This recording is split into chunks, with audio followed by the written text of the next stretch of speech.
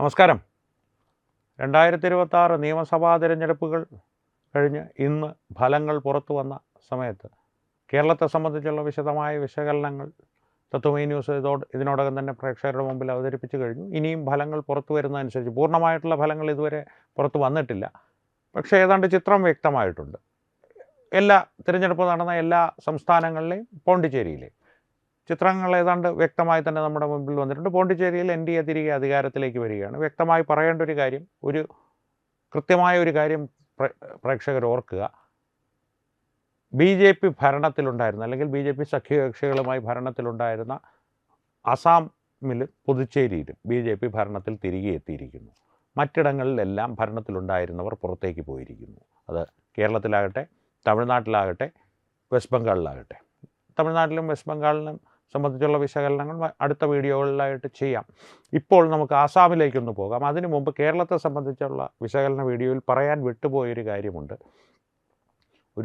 അത്ര പ്രസക്തമൊന്നും ആയൊരു മണ്ഡലമല്ലെങ്കിൽ പോലും ബാലുശ്ശേരി നിയോജക മണ്ഡലം കേരളത്തിൻ്റെ കാര്യത്തിൽ നാം ഒന്ന് ശ്രദ്ധിക്കേണ്ട ഒരു മണ്ഡലമായിരുന്നു.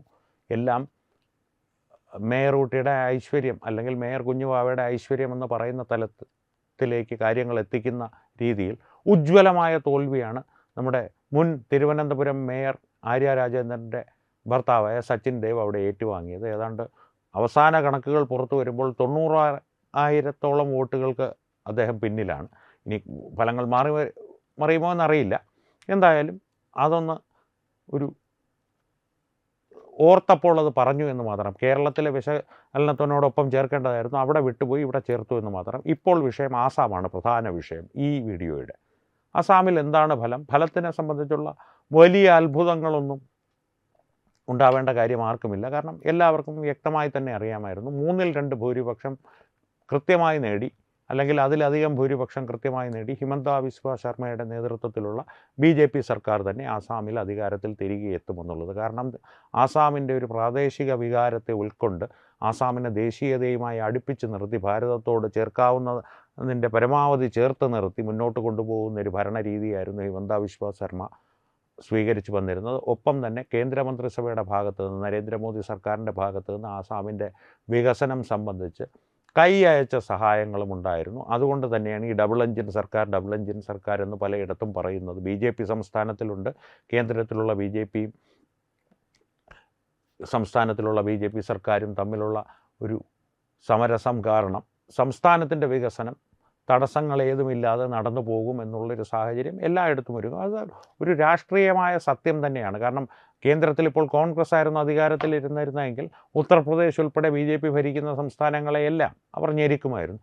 പക്ഷേ BJPയുടെ കാര്യം എടുത്തു കഴിഞ്ഞാൽ കൃത്യമായ കണക്കുകൾ ബോധിപ്പിച്ച് വികസന ആവശ്യത്തിനായി ഫണ്ട് ചോദിച്ചപ്പോഴൊന്നും BJP കമ്മ്യൂണിസ്റ്റ് സർക്കാരിനോട് പോലും മുഖം തിരിച്ച് നിന്നിട്ടില്ല എന്ന് സുധാകരൻ ഉൾപ്പെടെയുള്ളവർ, സുധാകരൻ കമ്മ്യൂണിസ്റ്റ് പാർട്ടിയിൽ തുടരുന്ന കാലത്ത് തന്നെ പരസ്യമായി സമ്മതിച്ചിട്ടുള്ള കാര്യമാണ്. അതുകൊണ്ട് തന്നെ കോൺഗ്രസിൽ നിന്നുള്ള വ്യത്യസ്തമായൊരു പെരുമാറ്റ രീതിയായിരിക്കും. പക്ഷേ ഞങ്ങൾ കണക്കൊന്നും തരില്ല, പക്ഷേ കാശിങ്ങി നിർലോഭം തന്നുകൊള്ളണം എന്നുള്ളൊരു സാഹചര്യം BJP ഒരിക്കലും അനുവദിച്ചു കൊടുക്കില്ല.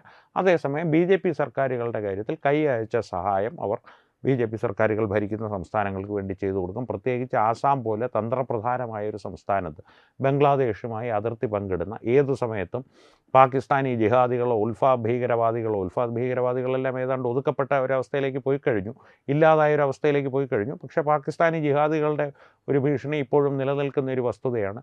അവരെല്ലാം ബംഗ്ലാദേശിലൂടെ ഭാരതത്തിലേക്ക് അസാം വഴി നുഴഞ്ഞു കയറുവാനും ഇവിടെ വന്ന് അസാമിലും ബംഗാളിലുമെല്ലാം പശ്ചിമ ബംഗാളിലുമെല്ലാം ഭാരതീയ പൗരന്മാരെന്ന വ്യാജേന താമസം ഉറപ്പിക്കാനും ഒക്കെയുള്ള സാധ്യതകൾ തുറന്നു കിടക്കുന്ന ഒരു സംസ്ഥാനമാണ് ആസാം. അത്തരത്തിലുള്ള ഒരു അനധികൃത കുടിയേറ്റത്തിൻ്റെ ഭവിഷ്യത്തുകൾ ഹിമന്ത ബിശ്വ ശർമ്മ അവിടെ അധികാരത്തിൽ വരുന്ന കാലം വരെ ഏറ്റവും തീക്ഷ്ണമായ രീതിയിൽ, ഏറ്റവും തിക്തമായ രീതിയിൽ അനുഭവിച്ചു വന്നൊരു സംസ്ഥാനം കൂടിയാണ് ആസാം. അതുകൊണ്ട് തന്നെ അത്തരത്തിലുള്ള അനധികൃത കുടിയേറ്റത്തിനെതിരെയുള്ളൊരു പോരാട്ടം കൂടിയായിരുന്നു ഹിമന്ത ബിശ്വ ശർമ്മയുടെ നേതൃത്വത്തിലുള്ള കഴിഞ്ഞ BJP സർക്കാരിൻ്റെ ഭരണകാലം. ആ പോരാട്ടം വളരെ കൃത്യമായും കാര്യക്ഷമമായും നിർവഹിച്ചത് കൊണ്ട് കൂടിയാണ് ആസാമിലെ ജനത 3/2 ഭൂരിപക്ഷത്തോട് ഇപ്പോൾ അടുത്തെത്താറായി. അത്രയും തന്നെ ഒരു വലിയ ഭൂരിപക്ഷത്തിൽ ഹിമന്ത ബിശ്വ ശർമ്മയെ തിരികെ അധികാരത്തിലേക്ക് എത്തിച്ചത്. ഒപ്പം മറ്റൊരു കാര്യം കൂടി എടുത്തു പറയണം. നരേന്ദ്രമോദിയെ പോലുള്ളൊരു ദേശീയ നേതാവിൻ്റെ പ്രഭാവം അസാമിൽ ജനങ്ങളുടെ ഇടയിൽ ഇല്ല എന്ന് ആർക്കും പറയുവാൻ സാധിക്കില്ല.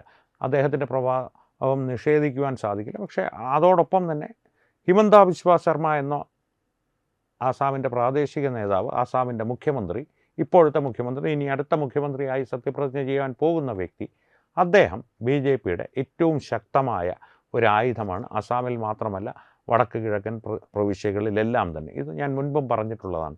എന്തായാലും ആസാമിലെ BJPയുടെ വിജയത്തെ സംബന്ധിച്ച് വലിയൊരു വിശകലനത്തിൻ്റെ ആവശ്യമൊന്നുമില്ല, ഒരു നീട്ടിപ്പരത്തിയ വിശകലനത്തിൻ്റെ ആവശ്യമൊന്നും ഉണ്ടെന്ന് എനിക്ക് തോന്നുന്നില്ല. കാര്യങ്ങൾ നേർരേഖയിൽ തന്നെ മനസ്സിലാക്കുവാൻ സാധിക്കുന്നതാണ്. ദേശീയതയുമായി അടുത്ത് നിൽക്കുന്നൊരു നേതാവ് ആസാമിൻ്റെ പ്രാദേശികമായിട്ടുള്ള വികാരങ്ങൾക്കുള്ള പരിഗണന, ഒപ്പം അനധികൃതമായിട്ടുള്ള കുടിയേറ്റക്കാർക്കെതിരെയും ജിഹാദികൾക്കെതിരെയുമുള്ള സന്ധിയില്ലാ സമരം, ഇതെല്ലാം കൂടി ചേരുമ്പോൾ ഒരു നേതാവിൻ്റെ ശക്തിയും അദ്ദേഹത്തിൻ്റെ പ്രാപ്തിയും ജനങ്ങളുടെ മുമ്പിൽ ബോധ്യപ്പെടുത്തും. അത് ക്രിയാത്മകമായി ചെയ്യുന്നൊരു നേതാവായിരുന്നു ഹിമന്ത ബിശ്വ ശർമ്മ. ഒപ്പം തന്നെ ഇസ്ലാമിക സമുദായത്തിന് അദ്ദേഹം പൊതുവെ എതിരാണെന്നുള്ളൊരു ധാരണ എതിരാളികൾ പരത്തുമെങ്കിൽ പോലും മുസ്ലിം സമുദായത്തിലെ സ്ത്രീകളുടെ ഉന്നമനത്തിനായിട്ടുള്ള നിരവധി ക്ഷേമ പദ്ധതികൾ, പെൺകുട്ടികളുടെ വിദ്യാഭ്യാസത്തിനായിട്ടുള്ള നിരവധി പദ്ധതികൾ, മദ്രസകൾ പൂട്ടി വിദ്യാർത്ഥികളെ സ്കൂളുകളിലേക്ക് എത്തിക്കുവാനുള്ള പദ്ധതികൾ, ഇത്തരത്തിലുള്ള പ്രവൃത്തികളെല്ലാം അദ്ദേഹം കാര്യക്ഷമമായി ജാതി മതഭേദമന്യേ ആസാമിൽ നടപ്പാക്കിയിരുന്നു. ആ ഭരണ മികവിൻ്റെ ഒരു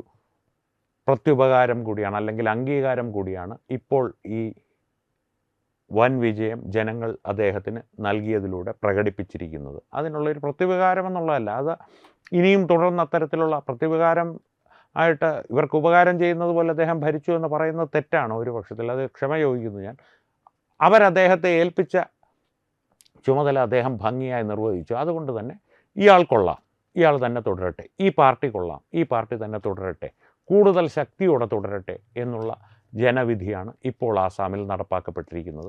അപ്പോൾ ആസാമിൻ്റെ കാര്യത്തിൽ എന്തായാലും നേരത്തെ പറഞ്ഞതുപോലെ അത്ഭുതങ്ങളുടെ യാതൊരു സാധ്യതയും അവിടെ ഇല്ല. പക്ഷേ ആസാം BJP നേടിക്കഴിഞ്ഞിരിക്കുന്നു, അതും വലിയ ഭൂരിപക്ഷത്തോടു കൂടി തന്നെ നേടിക്കഴിഞ്ഞിരിക്കുന്നു. ഇനി ആസാമിലെ ജിഹാദികൾക്കും ബംഗ്ലാദേശിലെ നുഴഞ്ഞുകയറ്റക്കാർക്കും അത്ര നല്ല കാലമല്ല വരാൻ പോകുന്നത്. കാരണം പശ്ചിമ ബംഗാളിലും സ്ഥിതിഗതികൾ മാറി മറിഞ്ഞു കഴിഞ്ഞിരിക്കുന്നു. ഈ ഒരു വടക്ക് കിഴക്കൻ പ്രവിശ്യകളിൽ ഇനി അടിയോടടി മുഖമടച്ചാഞ്ഞടി എന്നുള്ള ഒരു അവസ്ഥയായിരിക്കും ജിഹാദികൾക്ക് നേരിടേണ്ടി വരിക. സന്ധിയില്ലാ സമരം തന്നെയായിരിക്കും, ദാക്ഷിണ്യമില്ലാത്ത പ്രതിരോധവും ആക്രമണവുമായിരിക്കും അവർക്ക് നേരെ ഉണ്ടാകാൻ പോകുന്നത്. ഒരു സംശയവും വേണ്ട. അനധികൃത ജിഹാദികൾ ജാഗ്രത.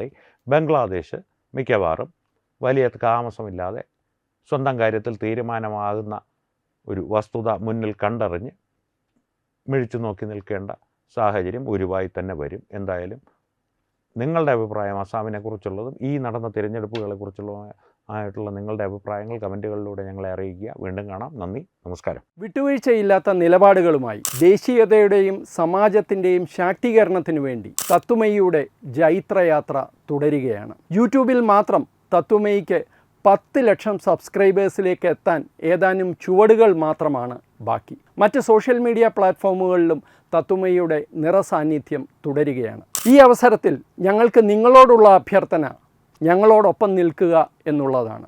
നിങ്ങൾ ഉപയോഗിക്കുന്ന ഏത് സോഷ്യൽ മീഡിയ പ്ലാറ്റ്ഫോം ആണെങ്കിലും ഞങ്ങളുടെ വരിക്കാരാകുക, ഞങ്ങളെ സബ്സ്ക്രൈബ് ചെയ്യുക, നിങ്ങളുടെ സുഹൃത്തുക്കളിലേക്ക് തത്വമയിയുടെ ഈ സന്ദേശം പ്രചരിപ്പിക്കുക. ഞങ്ങളോടൊപ്പം നിൽക്കൂ, രാഷ്ട്രത്തോടൊപ്പം നിൽക്കൂ, ദേശീയതയ്ക്കൊപ്പം സഞ്ചരിക്കൂ.